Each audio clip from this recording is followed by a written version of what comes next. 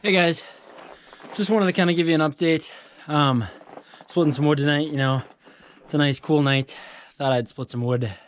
You know, I don't want to do it when it's nice and cool. You don't want to be too hot, you know, and get all sweaty. It's a balling, you know, -4 right now. And I figure, what the hell, why not cut some wood? So, as you guys can see here, we got a little bit of wood left from the summer when we cut down and clear cut our front yard. So just gonna go ahead and split the rest of this, and it's supposed to be really cold on Wednesday. It's supposed to be like some -30 at night and a potentially -60-degree wind chills at night. So I'm gonna do all we can to try to keep the house warm. And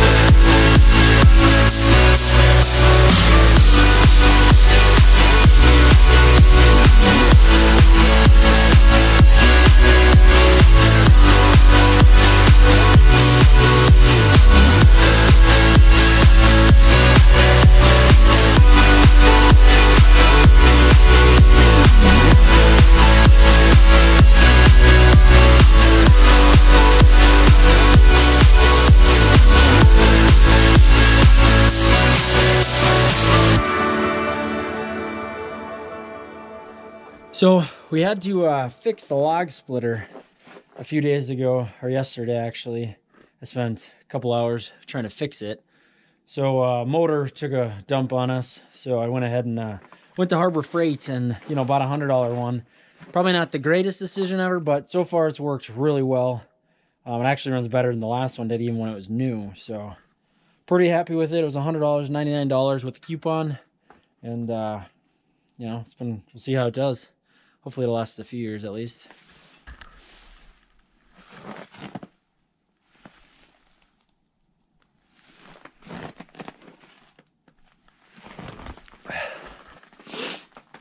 So as far as it may not seem like it, but this wood's actually really dry. It's been sitting here for about 2 years. It looks a little deceiving because of all the snow and a little bit of moisture on it, but once you split it, bring it inside and let it sit for 2 days in 70-75-degree weather, you know, inside the house, it actually takes all that moisture right out of the wood and burns really well. And actually, I prefer a little bit of moisture content in there just simply because then it kind of sits and smolders a little bit. And it doesn't burn as fast, and then we don't have to keep stoking the wood stove every now and again. More like every 4 hours with, you know, good stack, good load of wood. So, you know, bring you guys in and kind of show you a little bit of where I stack my wood, and also, you know, stoking the furnace.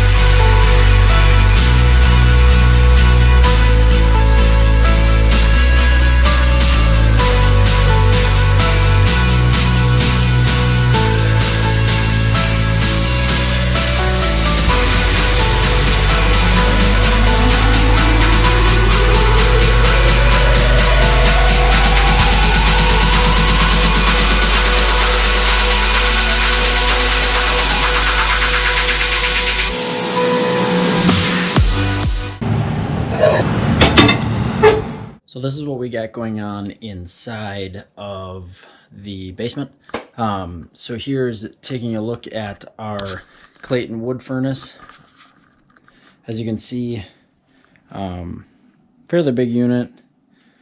It is stacked and it actually gets piped in through this pipe right here, right directly into my HVAC unit, and then blows throughout the entire house. Does a really good job of heating the house very quickly. It's got a fan unit actually back here. It's got a blower unit. As you can see, there's a filter. There's a filter on this side. And basically what ends up happening is that blower will kick on when the temperature gets to a certain degree. It'll kick those blowers on and essentially pushes the air throughout the house. You can hook it up to a thermostat. I pretty much just leave it on all the time. So it kicks on and off as it needs to. So I'll show you guys a little bit of how to stoke the fire and how all that kind of works. So take a look at it right here. So the first thing you're gonna do is you're gonna open the damper all the way up, and then essentially you can open the fire chamber. Wait a second. As you can see, need to stoke it. She's pretty low right now. Additionally, there is a ashtray, as you can open that up here. And essentially pull out the ashtray. I dump in the bin right there, the metal bin. I empty it every day. Probably doesn't need to be emptied every single day, but I like to keep things clean. This is an additional blower unit that has a damper on it. When the fire gets to a lower temperature and it needs to introduce more air into the system, it'll actually turn this little electric motor on and force air into the fire chamber, essentially regenerating that fire, almost like a torch aspect. But works really well. This one, however, at the exact time is not working. It's because this outlet over here is not working for some reason, so I'm gonna have to monkey with that and kind of fiddle with that a little bit. So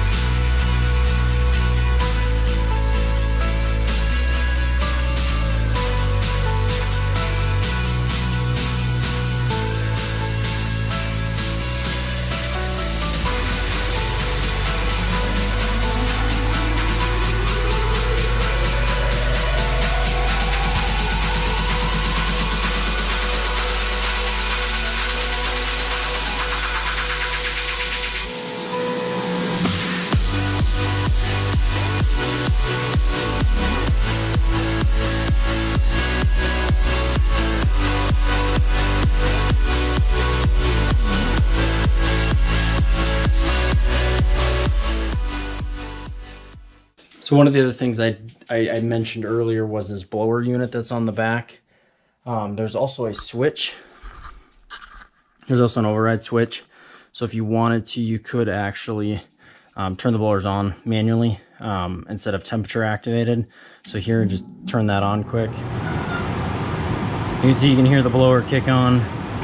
You pull the switch out, it'll actually disengage that temperature sensor. It takes a little bit for it to cool down and turn the blowers off, but all in all, really great unit. It's Clayton built. I don't really know the year or the model or anything like that, but frankly, I really enjoy it. I know my wife likes it. Keeps the house really warm in the winter. Probably anywhere between about 75 to 76 degrees on average on a decent day. On a really cold day like tonight, where it's negative 45 right now with the windshield, we're gonna keep it stoked probably every 3 hours, just making sure it's constantly going, and then we'll keep the house nice and warm. So.